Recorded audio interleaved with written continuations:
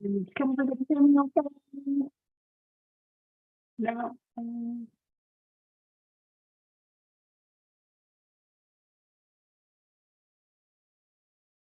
Nobody can hear me. What the heck? You can hear me now?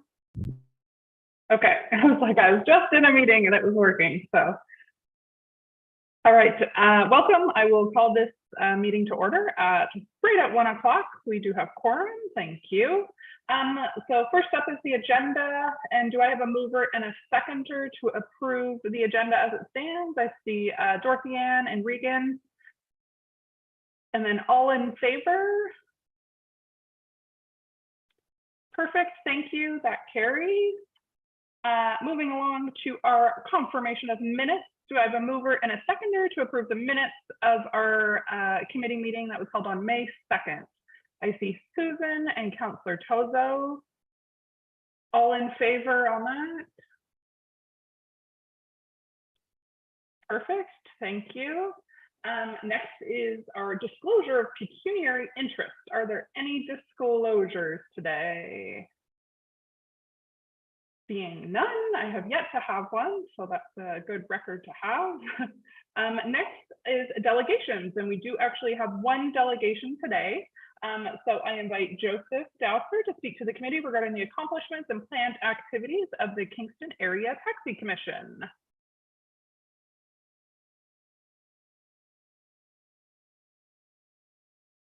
I think you're on mute there, Joseph. I'm mute. Sorry about that.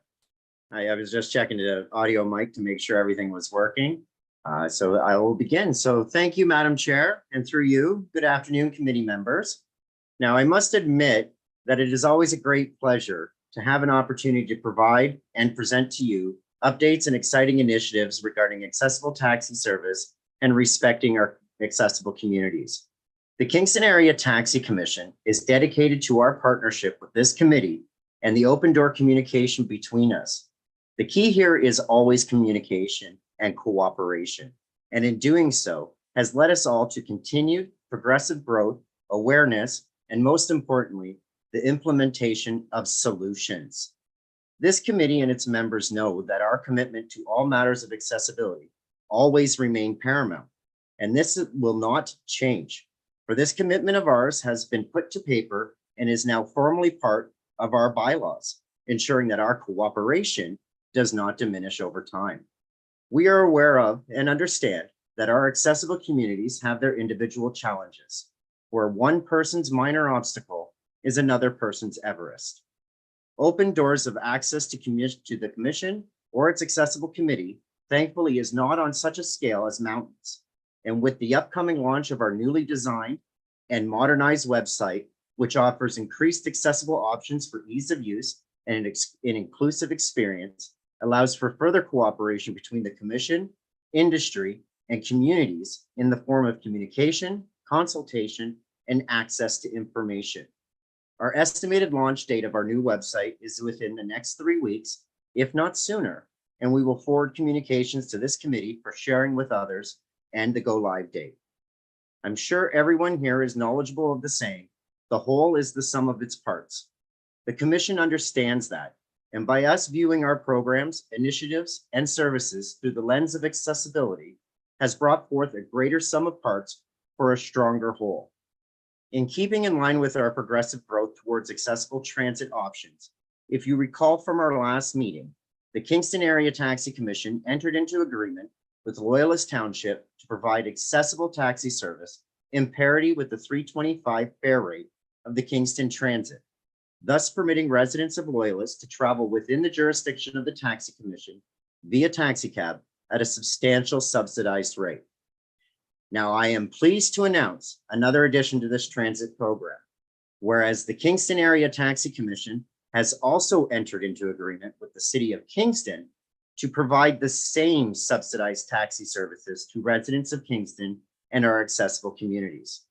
This historic accomplishment is a result of our cooperation with you and the municipalities within our jurisdiction, ensuring every person who has accessibility challenges has available to them on-demand affordable transportation services. Additionally, the Kingston Area Taxi Commission continues with its commitment to its target of 25% of the taxi fleet to be accessible by 2030. And as such, we are announcing that we are purchasing 2 additional taxi vehicles in the accessible format, one to be provided to each taxi company, paving the way to guarantee 24 hours, 7 days a week availability to our residents, and we will continue to increase this number of accessible vehicles each and every year until our target is met. We are also introducing a new set of bylaws to be known as bylaw number 4, commonly identified as the Accessible Transit Pass program, that encapsulates and embodies provisions that commits the commission and industry to the highest level of continued implementation and availability of accessible services. Let it be known that this matter will be returned to the floor for 3rd reading at our next Taxi Commission's general meeting scheduled for 7:30 p.m. on Thursday, June 20th. I will personally forward further details of this and the ATP program to the committee's clerk for distribution to you, the members of the MAAC, and for sharing with our accessible communities.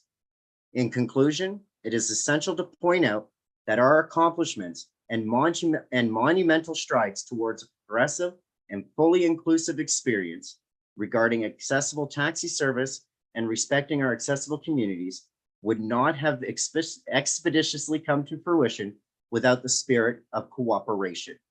We would also like to take this opportunity to make 2 additional community announcements. Next week, from June 10th through 16th, is the Taxi Operator Awareness Week, which kicks off with the lighting of City Hall in Yellow event on the 10th. And of course, our 3rd annual community barbecue will be held at the Commission's office on Thursday, July 11th from 11 a.m. to 3 p.m. These events are free of charge and open to all community members, and we hope to see you there. Again, details of these events will be forwarded to the committee's clerk and is also available on our website and Facebook page. I thank you for your time. That's perfect. Thanks so much for all of those great updates. Now it is time if there are any questions from our committee members. And just as a friendly reminder, committee members are allowed to ask 2 questions maximum for the delegate. Susan, I saw your hand first. Go ahead. Yes, thank you. Thank you very much for that presentation. One thing that sounds really great is the, if I understand it correctly, a $3.25 flat rate for passengers with disabilities. Is that correct? That is correct. So how is that implemented? How is someone designated disabled or in requiring disability assistance in terms of, I guess, the scope, in terms of, is it physical, sensory? I guess I'm just wondering how that is being addressed. Okay, excellent question. And for the sake of time, I'm just going to narrow the scope just as a brief to how the application process is applied, where the vetting process is, and how members of this program can obtain taxi service. So it all starts, so using Loyalist as the template, which is fully active right now. A member of the community, and of course will happen in Kingston, a member of the community will submit an application which has specific forms and detailings, in this case for Kingston, much like the Kingston Access Bus, whereas there was an application process and ours is very similar. And upon approval, what we do is we produce that member, or what we now refer to as an ATP client, so Accessible Transit Pass client, will be provided with an identification card that they provide to the driver. And at that point, the driver will only charge $3.25. Almost like I guess the bus pass where you tap it, but in this case, there's no tappability. It's just more so that you have to address that with the driver or the dispatch. What we do with that is that, of course, the meter will run at its full rate, but the rider or the ATP client is only responsible for paying the $3.25 aspect of it, whereas the commission will subsidize the remaining fare so that it remains a win-win-win scenario. Thank you. That's great. Thanks for that clarification. Next, I saw Andrea. Yes, thank you. My question is, the accessible taxi service is somewhat spotty for availability. How will the commission ensure that an accessible taxi is available on demand with the increase in ridership through this new program? And thank you, Andrea, for that question. I think we've communicated off topic here before in the past on other various matters. So in this case, the commission's commitment to this is an acquisition program, whereas we take a percentage, well, it's a small percentage of the TNC fees that we collect for Uber ridership or Lyft ridership, and we apply that to an acquisition fund that allows us over the year to purchase accessible vehicles and provide them to plate holders to operate within the city of Kingston and Loyalist Township. The goal that we are aiming for is 4 taxi cabs a year. Right now, as you've heard in our presentation, that we are already purchasing 2. We've had another 2 that have been licensed through private purchasing from the plate holders themselves, bringing our fleet to actually right now 8 are fully operational and in service, with 3 still being converted. And of course, these numbers continue to grow. So our acquisition program will provide us with the funding to purchase new vehicles. And with also in that presentation, the second part of this is that we're introducing bylaw number 4, which encapsulates the necessity and sort of gives, so bylaw 3, just to backtrack for a second, bylaw 3 is the accessible taxi program's bylaws that provide the provisions and the rules and the regulations for plate holders, brokers, and the general public to follow. Whereas bylaw 4 encapsulates the ATP program and strengthens and reinforces bylaw 3, including bylaw 2, which is regular taxi cab service, to ensure the inclusivity for accessibility is available to persons within the Kingston and Loyalist Township. So that's what we're working on right now. That's returning to the floor for 3rd reading. It has passed 1st and 2nd reading. So in that case, just to recap, we have an acquisition fund that we're using and diverting our TNC fees to purchase accessible vehicles on a yearly basis. We provide those vehicles to plate holders while retaining ownership. So if that plate holder does not comply with bylaw 3 or bylaw 4, we then retract the offer for them to operate and find a new plate holder to operate that vehicle. And with the introduction of bylaw 4, that makes that feasible and possible. Okay, that's great. We have a few others. So Dorothy Ann, you were next. Pardon me. Just have my cat sitting on my lap, so I'm sneezing now. Thanks for all the information. My question is just following up on Susan's on the form that has to be filled out. Does that require a doctor's signature to get filled out? So, and that's an excellent question. That's something that we're debating, but we have to remain within the scope of what other organizations are doing. For example, we're mirroring what the Kingston Access Bus is doing for their application process while taking into elements of the Loyalist Administration's office.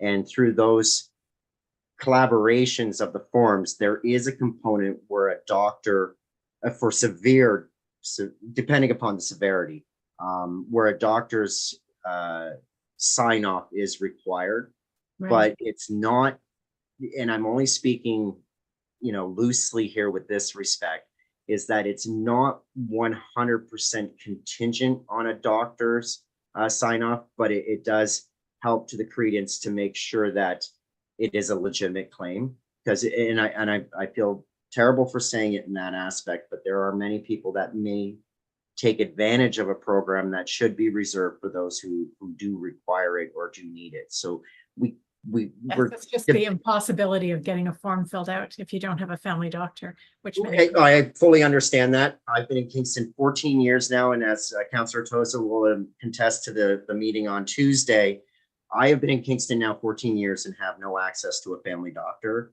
I've been waiting for 3 years now for an MRI. So to be honest, sadly, I am going to return back to my hometown of Mississauga, where it's a one-stop shop. But unfortunately, I know where you're coming from. And these are the aspects that we're looking at. So for example, if I can provide an example in the best way I can, if an individual is restricted to a walker or some form of wheelchair that is foldable and whatnot, we would not require a doctor's sign off on that, but we would want to have proof or some sort of legitimacy to it. Whereas if we move into the more severe cases where the individual is completely immobilized or has severe mobility or challenges, in this case, where such as say a PSW has to ride along with them, we would want just a simple sign off or a verification of sign off that says that this person does require the extra rider and does require, limited availability to their mobility. So therefore would require a full access van. So it's just a checks and balance, but it's not contingent solely on a doctor's note, but it is also, of course, based upon the severability of the challenges at hand. Right, thank you. Okay, great. Amanda, did you still have a question? No, I think it's been answered, so no problem. I know Dina has a question now, though. Okay, Dinah?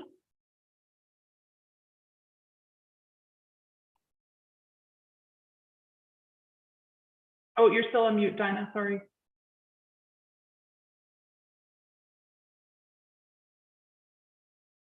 I'm just getting ready for Dinah's hard questions. She always gives them to Oh, do you. Thanks, Joseph. No problem. Okay, so one of the things I just wanted to comment on is I know that with Kingston Access Bus, it doesn't just have to be a family doctor. So I'm not sure. It could be a physiotherapist, occupational therapist, a number of others. So yes. I'm thinking if it's along the same lines that there's other options as well. So I don't know if that's of any help at all. So one of the things that when Andrea said about taking away service from people that actually need it, I'm wondering with the taxi commission, something that I've tried to get implemented with Kingston Access Bus, and I think would really be helpful in this situation, and if perhaps the taxi commission could look at, especially for booking online, is often what happens is vehicles with a lift are used by people that don't necessarily need the actual lift. So if there was I'm going to say tick sheet, but of what your mobility aid is or what you require. So if somebody has a rollator or a walker, that can go in the trunk. So, like what exactly is required, because then you can go by which vehicle needs to be sent so that the lifts are only needed for people that need an actual lift, because then that doesn't take up the lift vehicles. That would be really helpful, both for the taxi commission and for people that require a lift, such as myself and Andrea, and that might help solve one of the problems and be proactive already on the site. Because I know even right now, and I realize that you're saying 2 more are coming, it's really, really difficult to get a taxi. And that's before you implement the $3.25 fare. Because I know also with Kingston Access Bus, you can't get buses. So if you can't get a bus, and also people that can get a bus are going to want a one-way flight and their own taxi. So yeah. So you've thrown a lot at me right here. So give me a second while I process. I told you always give me the hard ones. And thank you for filling in the phrase that I was at a loss for. You're absolutely correct that part of the vetting process with regards to being a family doctor, it's not contingent on a family doctor. It could be a physiotherapist, it could be a chiropractor, it could be an individual of a medical trade, a professional. For example, if it's an ODSP client, they could have their ODSP worker sign off on it because at the same time, it is a higher authority that is vetting the process and saying, yes, this person requires this kind of service. And that, thank you for putting that out there. I, again, was at a loss of words. Now, to your part about the accessible vans or the accessible vehicles being used for non-severe cases of accessibility was definitely something that we looked at. So the beautiful part of this ATP program, the Accessible Transit Pass program, is that the vehicle is not exclusive to, or the use of this program is not exclusive to just accessible vehicles. It's also available to regular taxi cabs. And for an example of this, say an individual has a walker or again, a wheelchair, and I come back to this always, is that if during the call or during the booking of the service, that is vetted through saying what kind, and it will also be part of the ID client card, which is why we were producing those, is that it will go based upon tongue-tied here. It will go based upon the severity of the disability or the mobility or the challenge. In this case, for example, with a wheelchair or a walker, a regular cab can take the fare and still be applicable to the ATP program where it's only $325. As we know, that vehicle could be used to just fold up the walker and put in the trunk, or fold up the wheelchair and put in the trunk. And there's no necessity to take away from those who absolutely do require an accessible vehicle their right to use that vehicle for someone of a lesser severity. In that case, by doing that, what we've done is we've opened the program to every type of taxi cab, which allows for a fair and level playing field for the industry, but also allows for greater services to those based upon, again, the severity of the challenge. So we took all your ideas and incorporated it from the last time. I'm just going to throw it out there. So we do take notes. We do hear you. We do see it. I've experienced it firsthand with family members, and it's looking at it that way. It's only right to do it in a matter that everyone has fair and equal access to the transportation service under the program. Thank you. Okay, next, I see Megan has a question. Hello, yeah, sorry I've not got my camera on. I've been having some nosebleeds, so I just don't want to make too much of an affair of that. But anyway, in general, I quite support this this program. I'm somebody who, in particular, my joints are very, very bad. So the bumpiness in the bus is why I can't ride the bus. And when I take taxis to go to appointments, for example, I have them try to take me the way around that has the least bumpy roads, so I don't dislocate or anything. And yeah, that said, I can throw my roller in the back, but I need the ability to have that route flexibility. So I like that aspect of it, especially with the same bit of, I don't necessarily need the access bus in terms of like, I'm ambulatory. Like I don't require those specific tools in the access bus, but I do require the vehicle that can go on a route that's not, Queen Street, for example.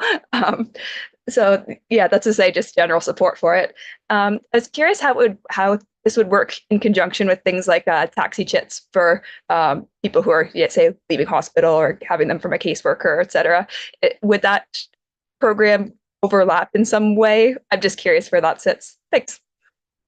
Okay, excellent question. And I definitely feel for you with the Queen Street. I've lost one vehicle thanks to the pothole that was outside on Queen Street, just east of Montreal.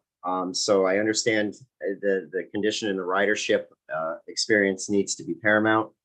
With respect to the chit sheets that you're talking about, those are separate programs that are outside the scope of the ATP. Now we can look into folding them into it. To be honest with you, I would suspect that something like ODSP would be more than happy to offload. And I'm sorry for the term, but that's how they use it in the government side. The program onto us, where they would provide funding to us and then roll it into the ATP program. But as we know, certain levels of government and wheels that tend to move slowly. So that is an excellent idea. I am definitely going to reach out to the members that are responsible for those programs and to see how we can fold that in.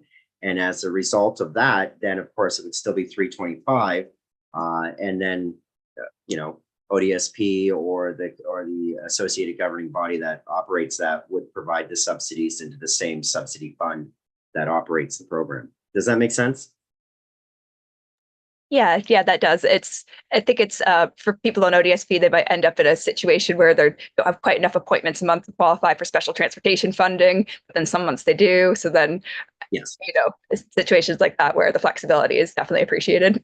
Now, the other option to that too, if I can just throw it out there, is that we could leave both programs running separately. Whereas that, for example, if you needed to book through ODSP, you have that availability still there, or you can opt to book through the program of the ATP, which of course you would become a member of or a client of, and then you have available options. So, for example, if ODSP says your next chit sheet is available, 3 weeks from now, you could say, well, I have an ATP program client card. I'm going to just call for today. And that way you still have 2 levels available to you. Okay, yeah, that helps me understand better how these programs overlap. Perfect, thank you. No problem. Okay, and then Andrea, another question from you. Yes, thank you, Madam Chair.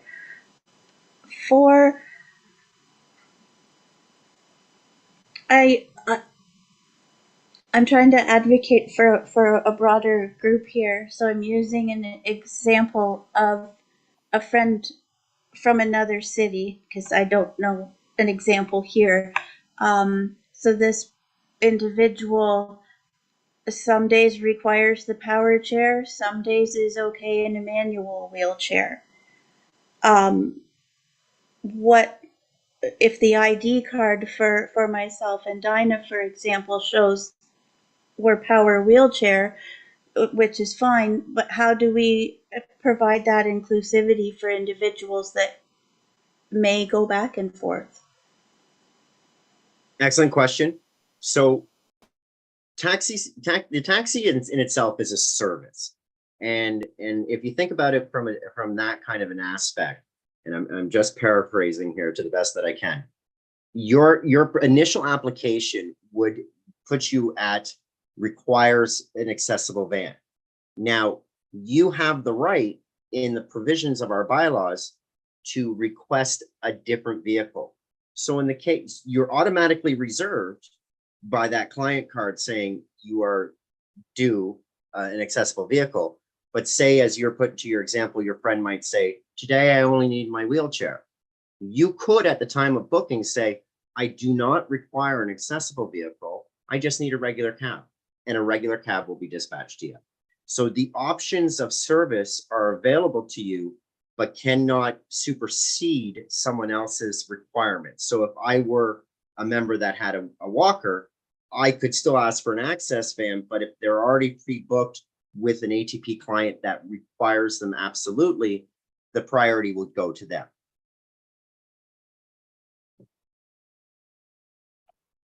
Okay, and Councillor Tozo.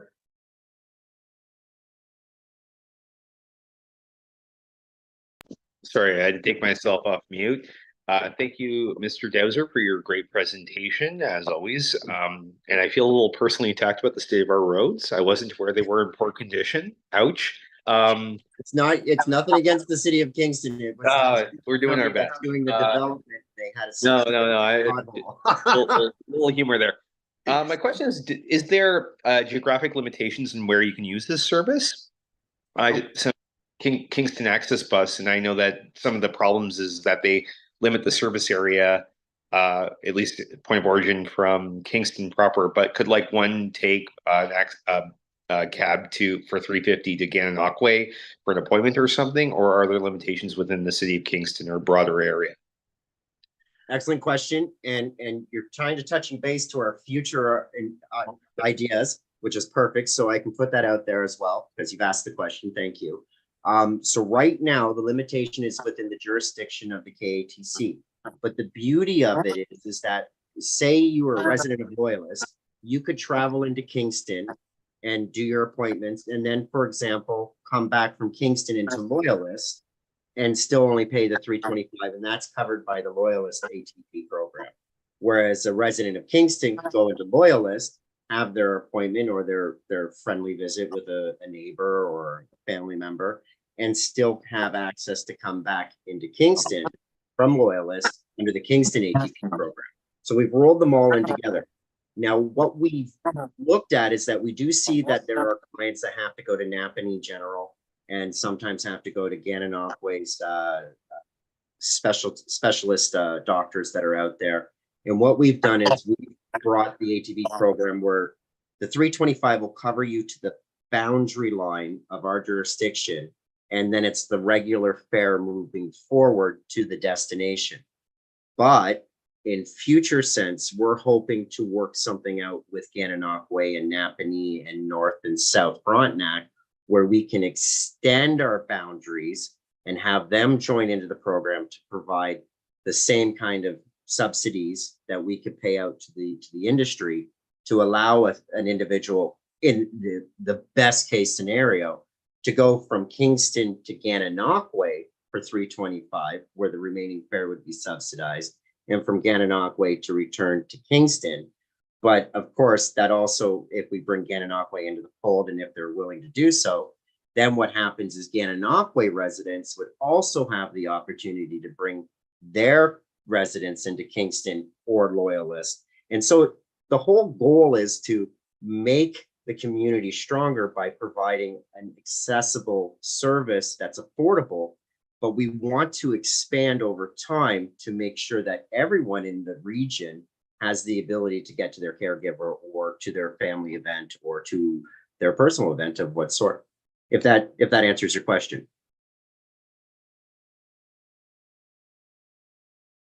So the key, if I can just add, the key goal of the commission is continued progressive growth that allows inclusive service to everybody within the region that surround and within the city of Kingston and Loyalist Township.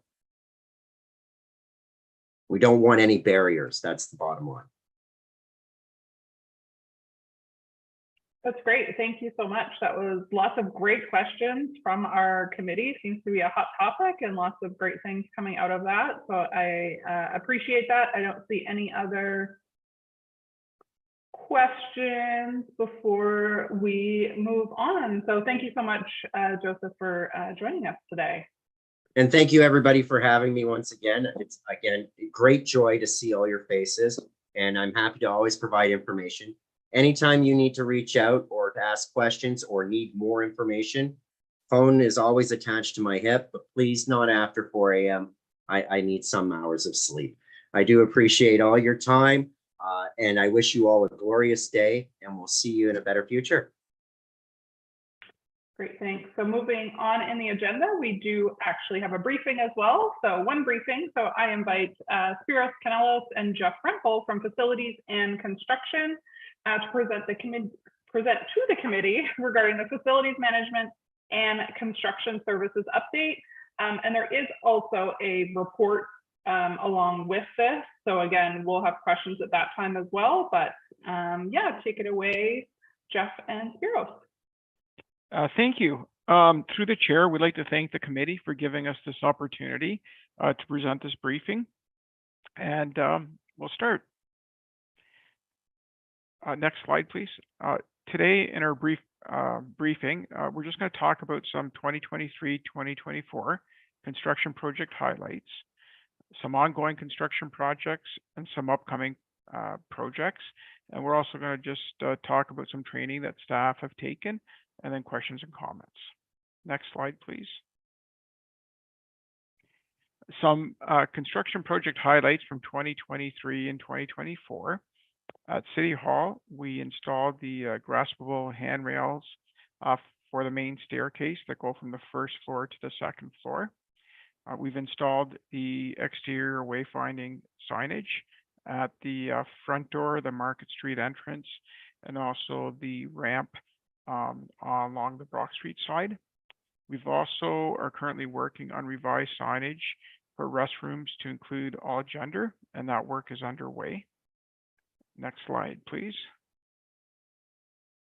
At the Kirkpatrick Fountain, the sidewalk around the fountain at some points was about 1 meter wide, and we've widened the sidewalk around the fountain as part of the restoration work that we're doing to make it about 1.9 meters wide at its narrowest point. Next slide, please. We've introduced, working with transit, a new format of transit bus shelters, and these will be there's an ongoing installation of them over many years, and working closely with your group and your representative, we've ensured that we've got turning radiuses within the shelter, vision strips on glass and edges, tactile warning surfaces, bariatric seating, and enhanced lighting at these new transit bus shelters. Next slide, please. With surface parking lots, we've created a whole new program that's looking at paving and repairing some of the parking lots at our facilities, and also enhancing lighting levels and installing new lighting systems where appropriate, and also focusing on the pathways associated with those parking lots that might not have current lighting. Lighting at each site will be provided by overhead LED fixtures mounted on poles. If identified, accessible stalls may be moved to a more optimum location near pay devices and pathways. And we are starting to monitor the frequency of use of accessible stalls to see if additional stalls are needed at some of our facilities. In 2024 and 2025, some upcoming construction project highlights that we will be working closely with a rep from MAC on is City Hall accessibility due diligence. We're starting the due diligence efforts to investigate options to increase accessibility at council chambers, and look at installing a universal washroom in City Hall. Like I said, it's anticipated to be a multi-year process to investigate, design, and implement. Council recently approved the enclosure of the Colligan Water Park, and that work is just starting. We're just going out to hire a prime consultant. Next slide, please. Also, the entranceway to 1211 JCB, John Counter Boulevard. That's the building that's between Utilities Kingston and Transit on John Counter Boulevard. We're planning, licensing, building services, engineering are located. That entrance needs to be have a lot of renewal work done on it. The concrete is starting to deteriorate. As part of that work, we're also going to look at the original accessible ramp to see if it needs to be updated to FADS and current standards, and that will be part of the work that we'll be doing there at that entrance. And at the Isabel Turner Library, there's a full interior renovation and replacement of a lot of the mechanical systems that's going to be happening next year. We're looking at installing a new universal washroom there. We're also looking at lowering the book stacks to make them accessible, and we're also looking at an accessible checkout desk. Some staff training that we did this year. We sent 2 staff members to the Rick Hansen Foundation training. This program consisted of 4 extensive workshops that brought together municipalities and key figures and accessibility from across Canada. The goal was to address accessibility issues and explore ways to promote, implement, and enhance accessibility in municipalities. And we will also be attending and sending a staff member to attend the Together Forward. I think it's a symposium, and it's looking at improving connections and belongings for older adults in our region. We'd be happy to take any questions that you might have. Jeff and I look forward to any. Great, thank you so much. Are there any questions for the committee from this presentation? I see Amanda. Hey there. So I've noticed just over the years there has been installation of that tactile on the ground before the bus stops, and I noticed the ones especially downtown are they're like broken or missing or parts of it gone. How will the city kind of ensure that those things do last longer than a couple years. I understand like snow clearing could probably be a part of that problem, but yeah, I'm just wondering about that, just making sure that it lasts as long as it can.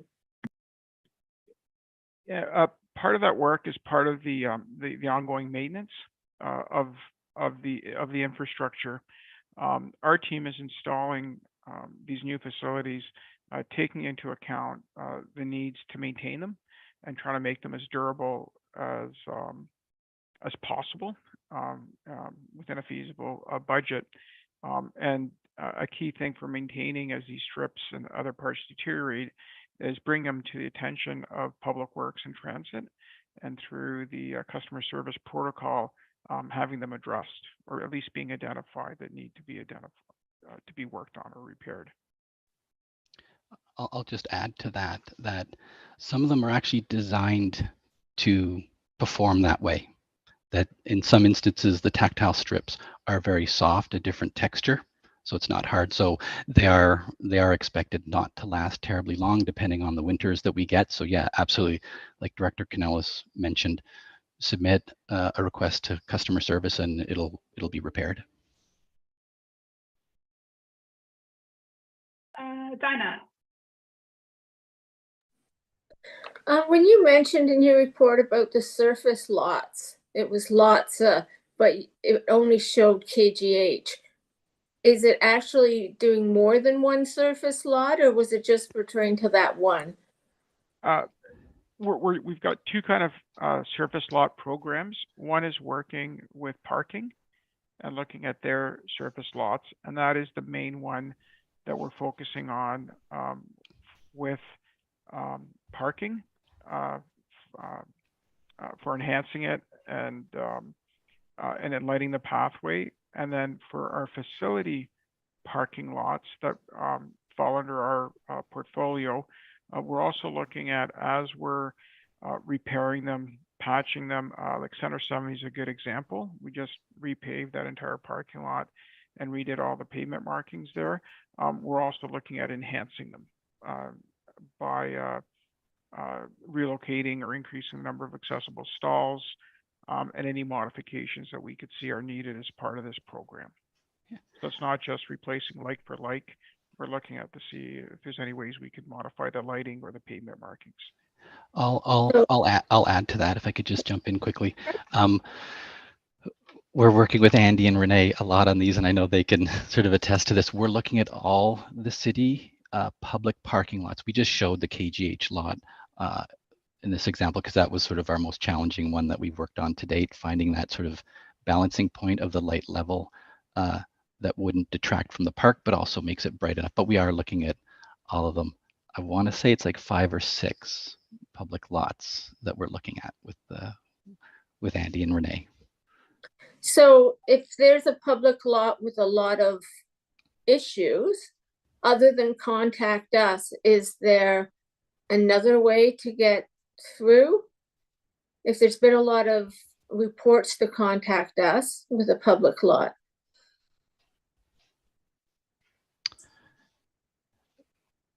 I think it would start with customer service, Yeah. and then they would direct it. Okay. But if there's enough, the parking division is of course, they're in charge of the parking, all the parking lots, Laird Legault.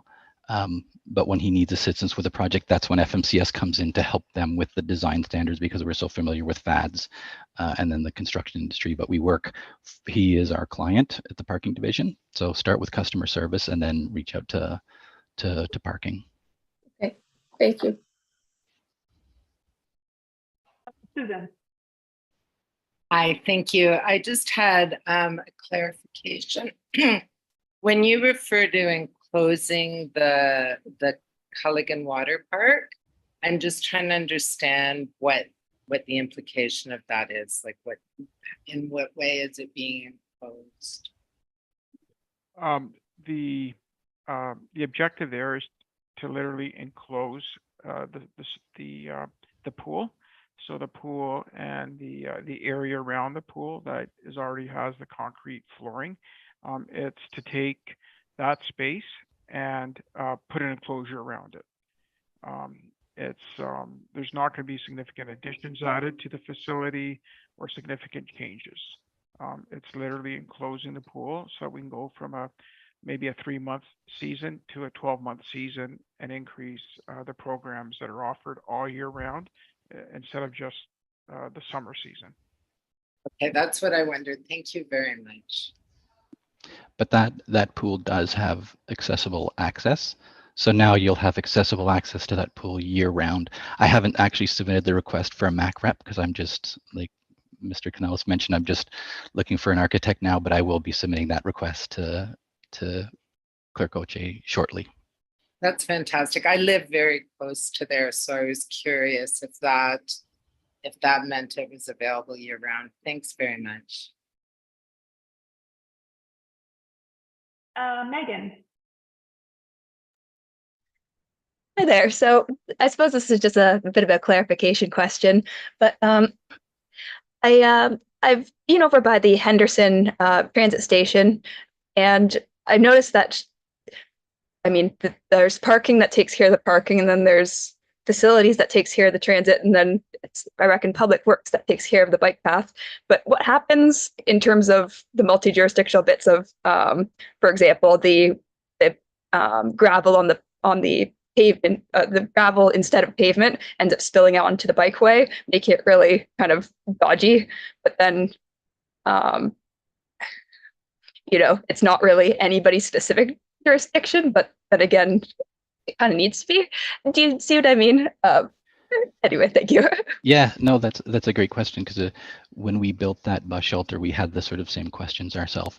But it's technically speaking, it's Public Works.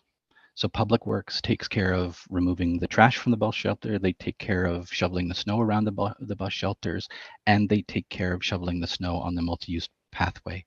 The parking lot behind part of Jim Beattie Park, that's with Parks. So if you were to submit, there was gravel here that was a tripping hazard, submit a request to customer service, and then it would go to Public Works because they do the maintenance on all the bus shelters. Perfect, thank you. Okay, are there any other questions from the committee?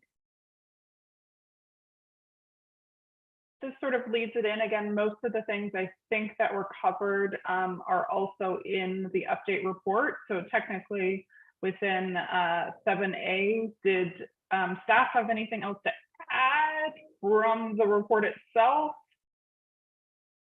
No, we just like to thank the committee working with us all these years, and we look forward to continue working with your members on all our projects. Okay, are there any other final questions from committee on, I guess, the report? And then are there any members of the public present that are looking to ask questions? Through you, Madam Chair, there is a member of the public present. I'll just give them a moment if they do wish to raise their hand and speak. Okay, I'm not seeing any movement. Okay, great. So next we have, so thank you again, Spiros and Jeff, for your reports and answers to all of our questions. And so one of the final things on our agenda today is our appointment to new project teams. So as we've done in previous, I'm kind of going to go through each of them. So there's I think there's 4 different ones. And then we'll go through and do kind of the mover, seconder after to do the approval. So the first appointment up is the Cecil Wilma Graham Park, and we are looking for 2 appointments on that one. Is there anybody that would like to volunteer for that project?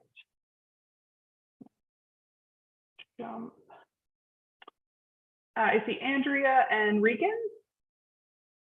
Perfect, thank you. Next one is Crerar and Everett Park improvements, looking for 2. I see Dorothy Ann. I actually live very close to that, so I would like to volunteer myself if that's possible. So Dorothy Ann and myself for that one. And then the third one is Horsey Bay Parquet improvement. I'll confess, I did not know that was actually the name of that. I had to Google where it was, and I drive by that park every day. It's at the end of, Bay Ridge in front. Amanda? And again, that one is also very close to me. I'm happy to jump on that project with you. And then our final project is the review of Sydenham Street Active Play installation, and they are looking for 2 appointments. I see Megan and Amanda were up first. I live just round to the corner from there, so it's perfect.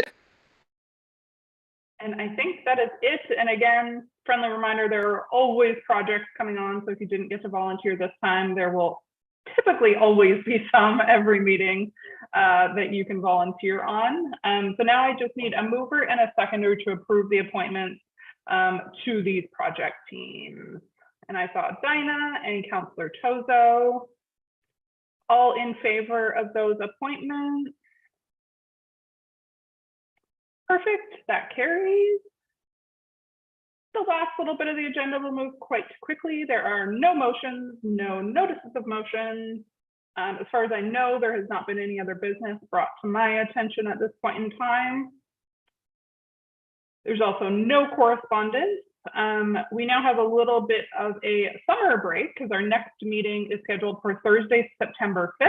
So early, not quite the fall, but again, give yourself a few months off to enjoy some, not sun today, there's lots of rain, but hopefully a few months of sunshine. So again, September 5th, and we are looking to adjourn, which I do need a mover and a seconder to adjourn. I see Councillor Tozo and Andrea, and all in favor of adjournment on this rainy Thursday afternoon. Perfect, that carries, and we are adjourned.